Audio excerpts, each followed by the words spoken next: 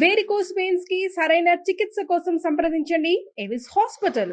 లీలాయతాభ్యాం రసశీతలాభ్యాం నీలారుణాభ్యాం నయనాంబుజాభ్యాం ఆలోకయేదద్భుత విభ్రమాభ్యాం బాలః కదా కారుణికః కిశోరః.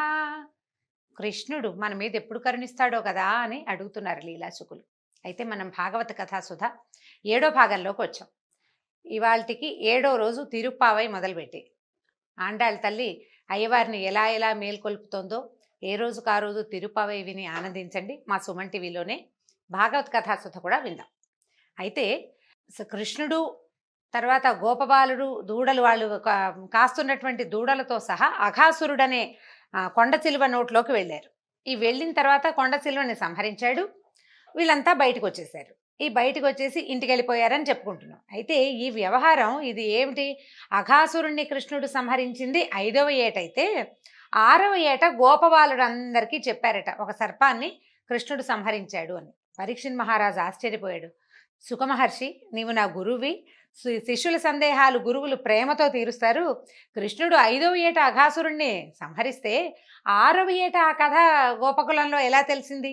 గోకులంలో సంవత్సరం పాటు విస్మయంలో ఉన్నారా గోపబాలురంతా? పైగా బోలంటే మంది, వందల మంది గోపబాలుడు, వేల గోవత్సాలు దూడలు. వీళ్ళలో ఒకళ్ళైనా వెంటనే చెప్పలేదా? ఏడాది కాలం పట్టిందని చెప్తున్నావే, అది ఎట్లా సమంజసంగా ఉంది అని అడిగాడట. అడిగితే దీనికి చెప్తున్నారు, ఈ సంవత్సరం అనే ప్రస్తావన తేకుండా ఏడాది ఎలా గడిచిందో చెప్పలేదు, నువ్వు ఎట్లా గడిచిందో చెప్పమంటున్నాడు. సుఖమహర్షి సమాధానం చెప్తున్నాడు. రాజా, చాలా మంచి ప్రశ్న వేసావు. నువ్వు వరుసగా ఎన్నో ప్రశ్నలు అడుగుతున్నావు. దానివల్ల ఏంటంటే మనకి ప్రశ్నల వల్ల కథ లోపలికి భాగంలోకి లోతులలోకి వెళ్తాం. మనం భాగవత కథలో ఎన్నో లోతులు ఉన్నాయండి. మనం సామాన్యంగా పెద్దవాళ్ళు చెప్పినట్టు ప్రవచనంగా కాకుండా కథగా చెప్పుకుంటూ వెళ్తున్నాం.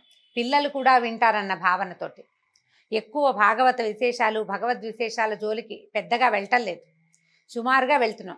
అయినా కూడా పరీక్షిత్ మహారాజు సుఖమహర్షిని అడిగిన విశేషాలు తప్పకుండా తెలుసుకోవాలని భావించి ఈ విషయం చెప్తున్నాను అనమాట. అయితే ఈ రాక్షసుడు చనిపోయాడు, అఘాసురుడు. అతన్ని వధించే సమయానికి కృష్ణుడికి 5 సంవత్సరాల వయసే ఉంది. ఆ దేవతలు ఆనందం పట్టలేకపోయారట. ఇంత పెద్ద సర్పాన్ని చిన్న బాలక రూపంలో ఉన్న విష్ణువు వధించటం అనేది చాలా పరమాద్భుత లీలగా అనిపించింది. వాళ్ళు పైనుంచి ఆనకాలు దుందుబులు దేవదుందుబులు మోగినాయి, పైనుంచి పుష్పవృష్టి కురిసింది, అందరూ ఆనందించారు. ఈ గోకులాన్ని రక్షించడానికి కృష్ణుడు చేస్తున్న అద్భుతమైన చేష్టలు, ఆశ్రితుల పట్ల ఆయన చూపించే అపరిమితమైనటువంటి కరుణ, ఇవన్నీ ఆనందంగా అనిపిస్తోంది. అయితే ఈ గోపాలుడిని రక్షించటానికి కృష్ణుడు ఇంకా ఎంత దూరం వెళ్తాడో చూడాలనిపించిందట సృష్టికర్త అయిన బ్రహ్మదేవుడికి. ముందు ఒక రాక్షసిని చంపాడు, తర్వాత ఇంకొకరిని బండిని తన్నాడు, తర్వాత తృణావర్తుడితో వెళ్ళాడు, ఆ తర్వాత ఒక కొంగని చంపాడు. ఎంతమందిని చంపుతున్నాడు? కొంగని దూడ రూపంలో వచ్చిన వాళ్ళని ప్రతి వాళ్ళని సంహరించి ఈ తనతో ఉన్నటువంటి గోపాలుడిని రక్షించే ప్రయత్నం చేస్తున్నాడు. ఇంకా ఎక్కడికి వెళ్తాడు, ఇంకేం చేస్తాడో చూడాలనుకున్నాడు బ్రహ్మదేవుడు. ఏం చేశాడు? ఈ అఘాసుర సంహారం తర్వాత కృష్ణుడు ఏం చేశాడట, తన మిత్రుల్ని దూడల్ని అందరినీ యమునా నదికి తీసుకొచ్చాడు. యమునా తీరానికి భోజనం చేసి ఆడుకుందాం అనుకున్నారు. సరే, వీళ్ళు ఏం చేశారు, దూడలకి నీళ్లు తాగిచ్చి వాటిని మేతలకు వదిలిపెట్టేశారు. వదిలిపెట్టి సద్దులు తెచ్చుకుంటారు. రోజు పొద్దున్నే కదా వీళ్ళు బయలుదేరి వచ్చేది, సద్దన్నం తెచ్చుకుంటారు. బాగా ఎండెక్కే వేళకి ఇంటికి వెళ్ళిపోతారనమాట. లేదా ఎండెక్కి చల్లబడే వేళకి పొద్దుటికి ఒక మూట, మధ్యాహ్నానికి ఒక మూట కూడా కడతారు. వీటి పొద్దున్నే వచ్చేసేటప్పుడు చద్దెన్నాలు మూట కట్టి తెచ్చుకున్నారు. ఏం చేశారు, చక్కగా అన్నీ ఎవరి మూట వాళ్ళు ఊడదీశారు. ఎవరి మూట వాళ్ళు ఊడదీసి కొందరి దగ్గర పెరుగన్నం ఉంది, కొందరి దగ్గర రాత్రి చేసిన పులిహార ఉంది, ఇంకొందరు పెరుగన్నాలు రకరకాలు తెచ్చుకున్నారు. ఈ పెరుగన్నంలో నలుచుకోవడానికి ఊరగాయలు కూడా తెచ్చుకున్నారు. మరి పెరుగన్నం ఒట్టిగా తింటే డెక్కబట్టేస్తుంది, తప్పకుండా నలుచుకుందుకు ఏదైనా కావాలి. ఈ వేళ్ల సందులో ఊరగాయ ముక్కలు పెట్టుకుని ఇట్లా ఒక ముద్ద తినటం, ఊరగాయని నాలికతోటి చప్పరించటం అనమాట. కృష్ణుడికి చూపిస్తున్నారు ఇట్లా తినాలి, ఇట్లా తినాలని. ఈయన ఏం చేశాడు, చక్కగా ఈ వర్తులాకారంలో కూర్చున్నారు పిల్లలంతా. బ్రహ్మదేవుడు చూస్తున్నాడు కృష్ణుడు ఎట్లా ఉన్నాడా అని. ఈయన వేణువును ఏం చేశాడు, ఫ్లూట్ ఊదుకుంటూ తిరుగుతుంటాడు. వేణువుని గురించి మళ్ళీ చెప్పుకుందాం ఇంకొకసారి. ఆ వేణువుని నడుముకున్న దట్టిలో దూపాడు. కొమ్ము బూరాన్ని బెత్తాన్ని సంకలో పెట్టుకున్నాడట. బూరా ఊదాలి, ఎవరెవరు ఎక్కడున్నారో పిలుపు కోసం. ఆ బూరా ఊదంగానే అందరూ పలుకుతారు. అక్కడి నుంచి ఈ దూడల్ని తోలడానికి చిన్న బెత్త ఉంది, ఎడం చేతిలో పెట్టి సంకలో పెట్టుకున్నాడట. అరిచేతిలో పెరుగన్నం తెల్లగా, అక్కడి నుంచి వేళ్ల మధ్య ఎర్రటి ఊరగాయ పెట్టుకుని తింటున్నాడు. ఈ బాలుడందరూ ఒకళ్ళ చేతుల్లోది ఒకళ్ళు లాగేసుకుంటున్నారు. ఒరే నీ ఊరగాయ బాగుంది, మీ ఇంట్లో బాగుంటుంది, మీ అత్తయ్య బాగా చేస్తుంది, ఇట్లా మాట్లాడుకుంటూ ఆ ఒకళ్ళ దాంట్లోంచి ఒకళ్ళు తీసుకుంటున్నారు. చద్దెన్నాలు ఎంగిలన్నాలు తింటున్నాడు కృష్ణుడు వీళ్ళతో పాటు. ఈయన అరచేతిలో ఉన్నది ఎంత బాగుందో అనగానే ఇంకొక పిల్లవాడు ఎవడు ఏది ఏది నాకు చూపించు అంటే ఈయన ఇప్పటిదాకా ఈయన ఆస్వాదించిన ఊరగాయ రుచి ఇంకో పిల్లాడు ఆస్వాదిస్తున్నాడు. ఇలా ఎంగిళ్లతోటి పెరుగన్నారు చద్దన్నం తింటును కోలాహలంగా ఉన్నటువంటి కృష్ణుడిని చూసి ఏమనుకున్నాడు ఆయన, పవిత్రమైన యజ్ఞభాగాలు స్వీకరించే శ్రీమన్నారాయణుడు సద్దన్నం తింటున్నాడు, అది కూడా బాలురు, మానవ బాలురు, వాళ్ళ ఎంగిలి. ఎంత చిత్రమో అనిపించిందట. పైగా అవి తింటుంటే ఎలా ఉందంటే అవి ఏదో స్వర్గారోహణ చేస్తున్నంత సంతోషంగా నవ్వుతున్నాడు ఆయన. ఈ పెరుగన్నం చద్దన్నం తింటుంటే ఎంత ఆనందంగా ఉందో, ముద్ద ముద్దకి ఆస్వాదిస్తున్నాడు, ఎంత బాగుందో అని లొట్టలేస్తున్నాడు. ఎంగిలన్నం తీసుకుని తింటున్నాడు. దేవతలందరూ ఆశ్చర్యంగా చూస్తున్నారు. ఈయనకి యజ్ఞానికి అధిపురుషుడు విష్ణువే. యజ్ఞంలో వేసినవన్నీ విష్ణువుని చేరతాయి. యజ్ఞానికి మొట్టమొదటి ఆవిర్భోక్త సాక్షాత్ శ్రీమన్నారాయణుడు. అటువంటి వాడు ఈ భూలోకంలో ఒక బాలక రూపధారి అయి ఈ మానవుల తాలూకు పిల్లల ఎంగిళ్ళు తింటూ వీళ్ళతోటి సంతోషంగా ఉన్నాడని ఆశ్చర్యంగా చూస్తున్నారు. ఇంతలో వీళ్ళ చుట్టుపక్కల ఉన్న దూడలు కనపడలేదు, దూరంగా పోయినాయి. ఈ పిల్లలు కంగారు పడి ఆ చద్దన్నం వదిలిపెట్టి లేవబోయేసరికి కృష్ణుడు ఏమన్నాడు, ఈ పెరుగన్నం చేతిలో పెద్ద ముద్దుంది, ఇవి ఆవకాయ ఊరగాయ వేళ కింద సందులో 2 వేల సందుల్లో 2 రకాల ఊరగాయలు పెట్టుకున్నాడు. ఉండండి నేను చూసొస్తానని ఏం చేశాడు, ఈ ఎంగిల్ చెయ్యి ఎంగిల్ మూతితోటే లేచి బయలుదేరాడు. వెళ్తున్నాడు ముందుకి. ఈ కనపడలేదు. ఇంకా కాస్త దూరంగా వెళ్ళేసరికల్లా ఎప్పుడైతే ఈ పిల్లలకి ఉన్న కొన్ని దూడలకి కృష్ణుడు దూరం అవ్వగానే ఏం చేశాడు, బ్రహ్మ తన ప్రభావంతో ఈ పిల్లలని దూడలని మాయం చేసేసాడు.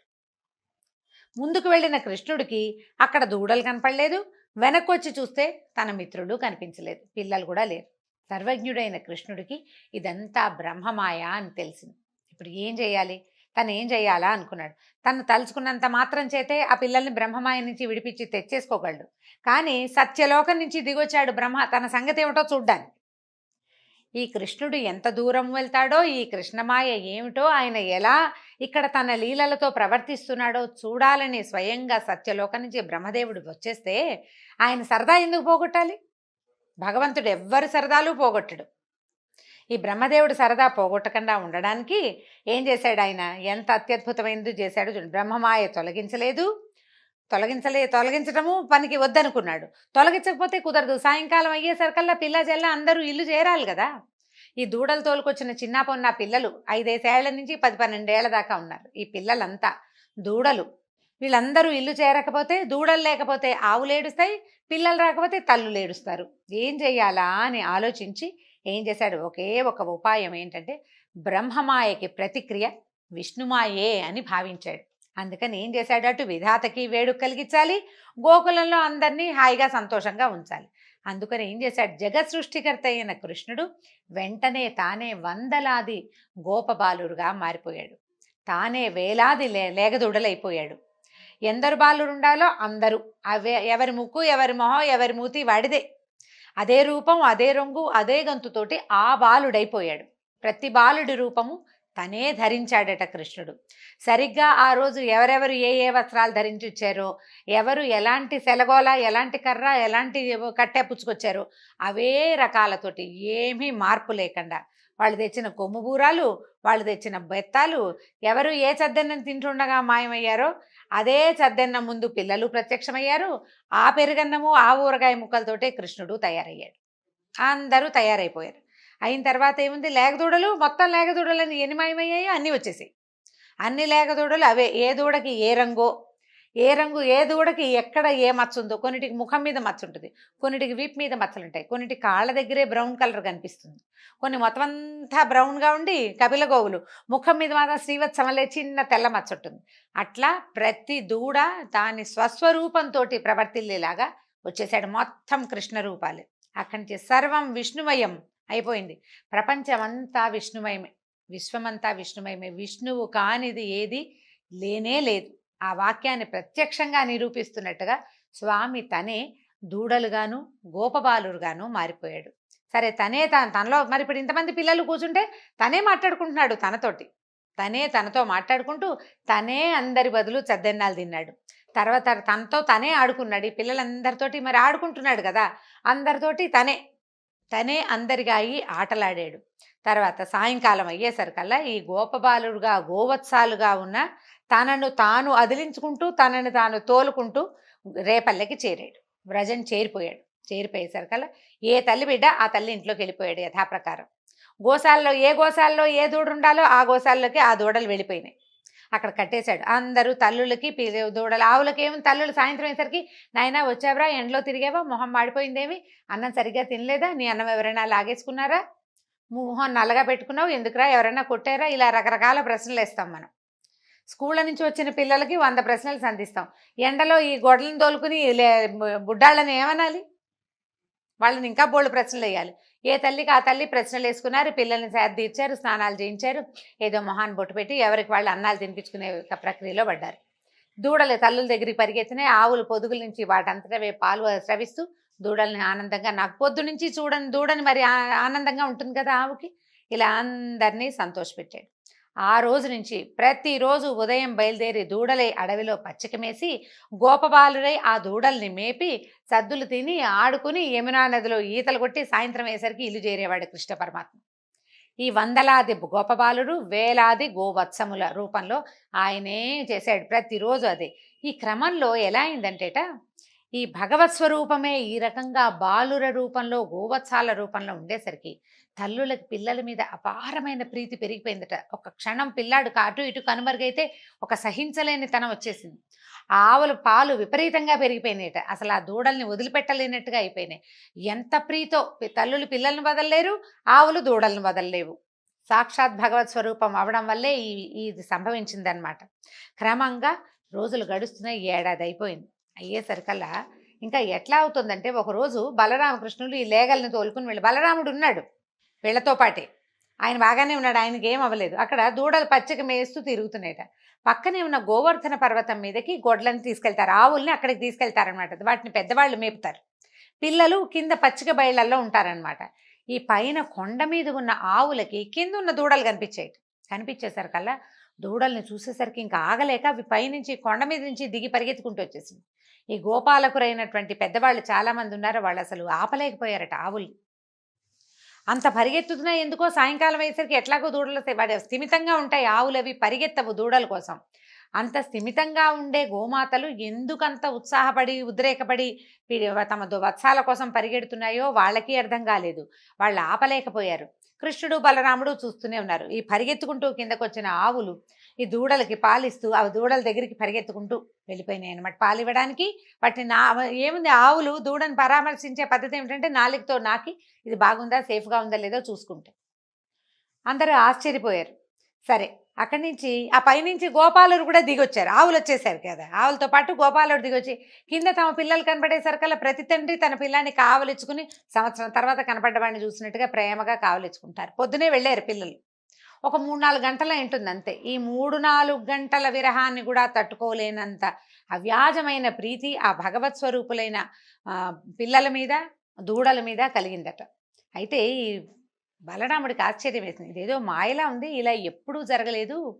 కింద దూడలు మేయటం పైన ఆవులు మేయటం ఎప్పుడూ ఉంది. పిల్లలు కింద చిన్న దూడల్ని తోలుతూ ఉంటారు, నాన్నలు పైన ఈ గోవర్ధన పర్వతం మీద నిలబడి ఆవుల్ని మేపుతుంటారు. వాళ్ళు పరిగెత్తుకురాలా, అవి పరిగెత్తుకురాలేదు ఎప్పుడు, ఏమిటి మాయ అని. ఇలాంటి మాయ ఎవరు ప్రయోగించగలరు? ఇది రాక్షస మాయ కాదు. రాక్షస మాయలోకి దిగిన మనుషుల ప్రవృత్తి వేరే ఉంటుంది. ఇది అసలు ప్రేమ కురిసిపోతోంది ప్రవాహం అని ఈయన ఆలోచించుకుని చూశాడట. బలరాముడు అందరి వైపు చూస్తే ప్రతి ముఖంలోనూ శంఖచక్రధారి పీతాంబరుడు అయిన సర్వాలంకార శోభితుడైన శ్రీమన్నారాయణుడే కనిపించాడు. ఆయన అనుకున్నాడు, విష్ణుమాయ నా స్వామి చేయగలడు ఇంత మాయ, సామాన్యుల వల్ల అవుతుందా? ఎవరైనా చేయగలరా? ఇంతమందిని మాయ చేయటం ఎవరి వల్ల అవుతుంది? కేవలం విష్ణుమాయకే ఇది సాధ్యమవుతుంది అనుకున్నారు.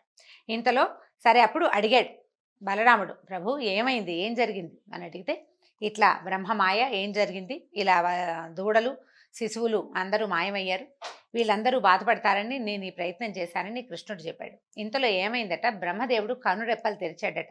బ్రహ్మగారి ఒక కను రెప్పపాటు మానవుల కాలంలో సంవత్సరం అటండి. ఆయన కళ్ళు మూసుకున్నాడంతే. కళ్ళు తెరిచి చూసేసరికల్లా మనకి ఒక ఏడాది అయిపోయింది. మొదటి భాగంలో ఏమిటంటే ఈయన ఎదురుగుండా గోపబాలురు అన్నం తింటున్నారు, దూడలు పచ్చిక మేస్తున్నాయి. వీళ్ళంతా ఇక్కడే ఉన్నారు, ఆయన కనపడుతున్న ఆయన దగ్గరున్న పిల్లలు దూడలు మాయలో నిద్రలో ఉన్నాయి.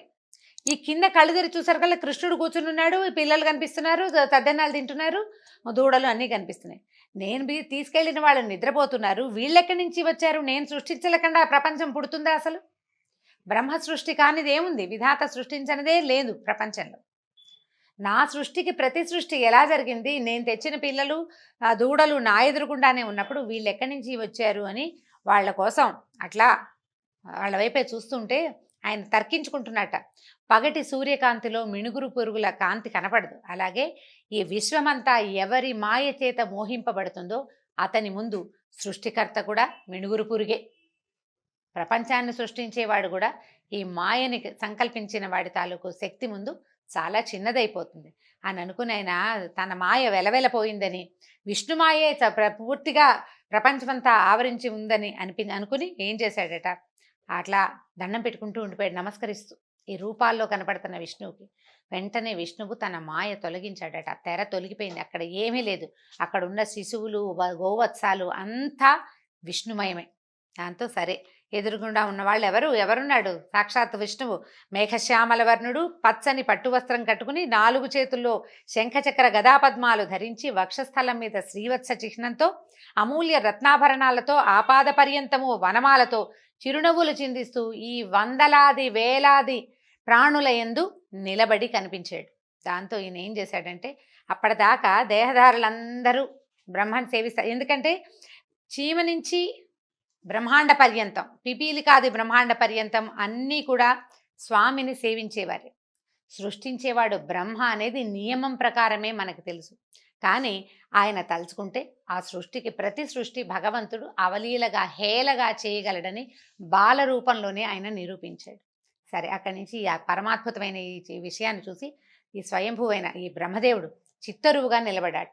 తర్వాత ఒక క్షణమాగి తేరుకుని హంసవాహనం నుంచి దిగి 4 తలలు నేల కంటేలాగా కృష్ణుడికి దండం పెట్టాడు. పెట్టి, నాయన నిన్ను పరీక్షించటం నా ఉద్దేశం కాదు, నిన్ను తెలుసుకోవాలనుకున్నాను అంతే అని చెప్పి అపరాధం క్షమించమని అడిగాడు. దూడలు బాలురు ఏడాది క్రితం ఎక్కడ ఉన్నారో వాళ్ళని అక్కడికే వచ్చేలాగా చేసేసాడు.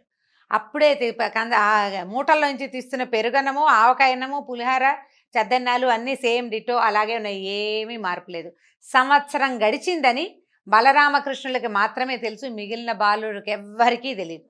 ఇక దూడల్ని వెతికి అంత తొందరగా వచ్చేసావు, క్షణంలో దూడలు తోలుకొచ్చేసావు కృష్ణ, నువ్వెంత చురుకో, నీలాగా చేయగలిగేవాడు ఎవడూ లేడు అని చెప్పేసి అందరూ పిల్లలంతా అనుకున్నారు. నువ్వు ఇప్పుడే రావు, నువ్వు వచ్చే లోపల నీ పెరుగన్నం తినేద్దాం అనుకున్నాము, నీ పెరుగన్నం కూడా మేమే తినేద్దాం అనుకున్నావు, యశోదమ్మ పెరుగన్నం చాలా బాగా కడుతుంది, కానీ నువ్వు మాత్రం భలే వచ్చేసావు, అన్నం మీద మోహంతో వచ్చేసావు అనేసి నవ్వుద్దు ఏడిపించారు అందరూ. అవునన్నాడు. 5-6 సంవత్సరాల పిల్లవాడు ఎట్లా స్పందిస్తాడో అలాగే స్పందించాడు కృష్ణుడు. అక్కడి నుంచి రారా, నీ చేతిలో అన్నం ముద్ద కూడా అలాగే ఉంది, దూడలు తోలుకొస్తూ అన్నం తినడం మానేసావు, తిను మీ అమ్మకి ఆకలిస్తుందని ఆ చేతిలో ఉన్న అన్నం తినిపించారు. ఆవకాయ ముద్దలు అందరూ పలుచుకుని తిన్నారు. హాయిగా ఆనందంగా తిని ఆడుకుని సాయంకాలం చీకటి పడే వేళకి అందరూ బృందావనానికి తిరిగి వచ్చేశారు.